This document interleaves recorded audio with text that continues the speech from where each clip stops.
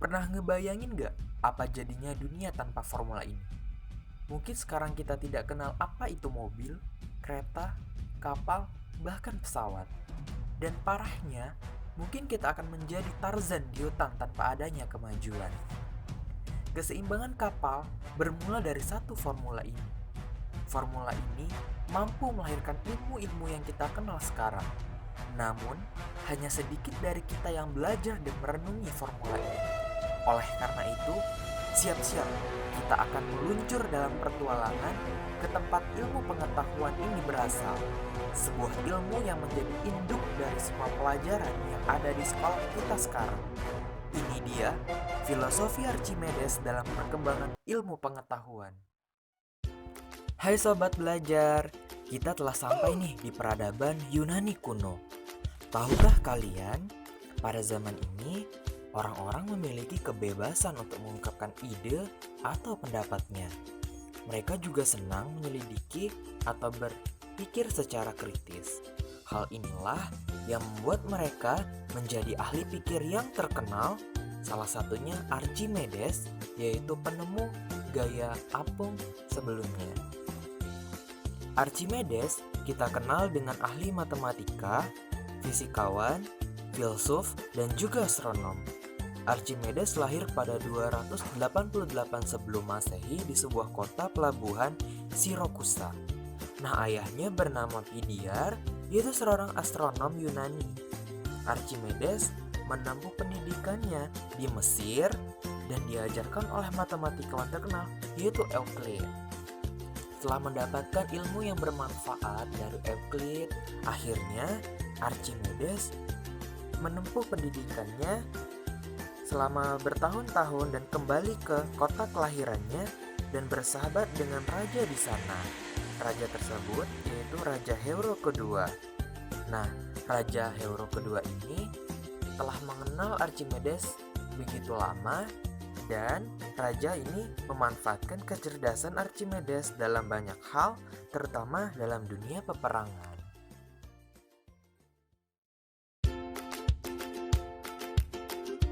Yuk kita bahas penemuan-penemuan Archimedes.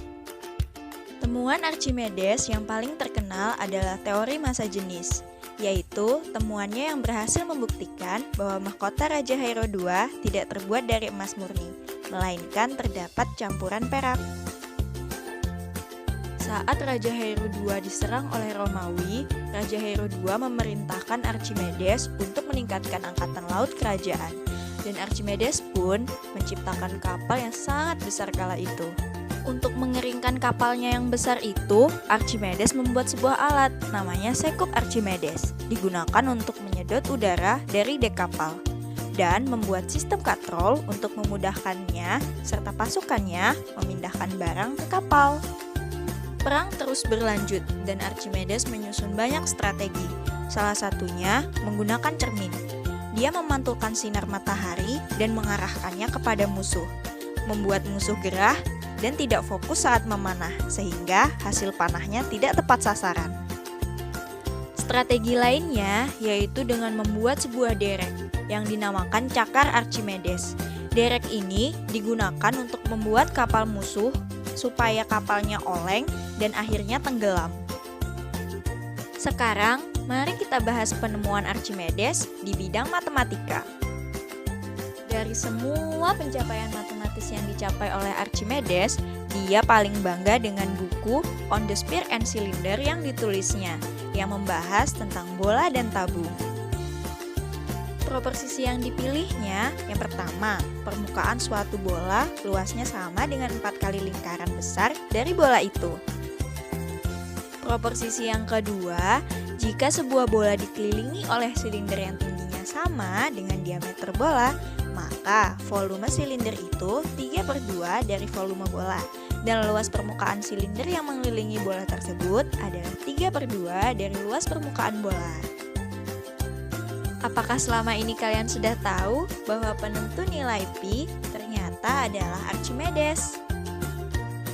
Dilatar belakangi dengan membandingkan lingkaran dengan poligon, yaitu dengan menaikkan sisi-sisi poligon itu. Ia menghitung sedikit lebih dari 223/71 dan sedikit kurang dari 70/220. Dari hasil perhitungannya tadi, Archimedes dapat menyimpulkan bahwa keliling dari sebarang lingkaran melebihi 3 kali panjang diameternya, sebesar suatu bagian yang kurang dari 1/7 diameternya, tetapi lebih dari 10/71 diameternya. Itulah yang akhirnya kita sebut dengan pi. Selanjutnya adalah kalkulus integral modern. Archimedes berhasil membuktikan banyak rumus untuk luas dan volume bangun-bangun geometrik yang ia bandingkan dengan volume suatu tabung dan volume suatu bola. Archimedes kemudian menyatakan bahwa permukaan hendaknya disusun atas garis-garis sejajar yang banyaknya tak hingga, dan bahwa bangun-bangun ruang putar terisi penuh oleh lingkaran-lingkaran. Selanjutnya adalah sistem bilangan. Bangsa Yunani mengadopsi metode penulisan bilangan-bilangan bangsa Mesir. Kemudian, hasil adopsi tersebut dirubah menjadi metode penulisan bilangan menggunakan huruf-huruf abjad. Sehingga bangsa Yunani pun memiliki dua sistem bilangan. Yang pertama, sistem bilangan atik, dan yang kedua, sistem bilangan alfabetik.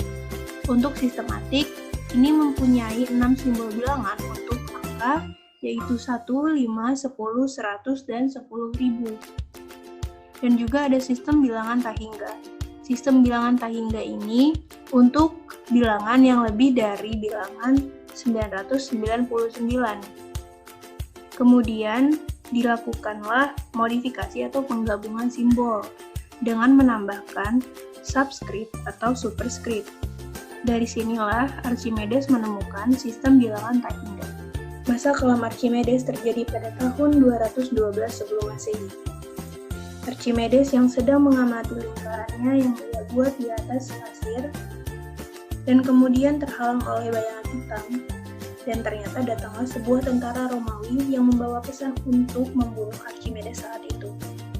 Archimedes pun yang mengetahui hal itu berkata, "Jangan mengganggu lingkaranku." Tapi tanpa basa-basi, tentara Romawi itu pun membunuh Archimedes. Dan Archimedes pun tewas. Tewasnya Archimedes malam itu meninggalkan luka. Archimedes pernah mengatakan, "Jika Anda memberiku pengungkit yang cukup panjang, saya dapat menggerakkan dunia." Namun kita semua tahu, dengan penemuan matematika dan sainsnya, Archimedes jauh lebih menggerakkan dunia. Demikianlah cerita dari Archimedes dan pengaruhnya dalam matematika. Terima kasih, semoga bermanfaat.